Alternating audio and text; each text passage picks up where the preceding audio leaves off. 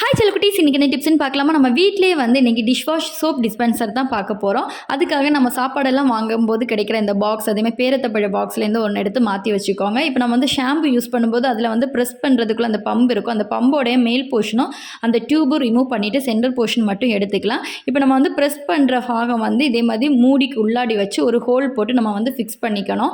அதுக்காக இப்போ இந்த கேப்பில் வந்து நம்ம ஒரு ஹோல் போட்டுக்கலாம். ஹோல் போடும்போது பார்த்து போடுங்க, ரொம்ப பெருசும் ஆகக்கூடாது, கரெக்டாக ஃபிட்டாக டைட்டாக இருக்கணும். அது இப்போ பாருங்கள், இதே மாதிரி நல்லா கரெக்டாக இருக்கணும். இப்போ நம்ம வந்து இதுக்குள்ளாடி வந்து லிக்யூடு ஊற்றி நம்ம வந்து செக் பண்ணி பார்க்கலாம்.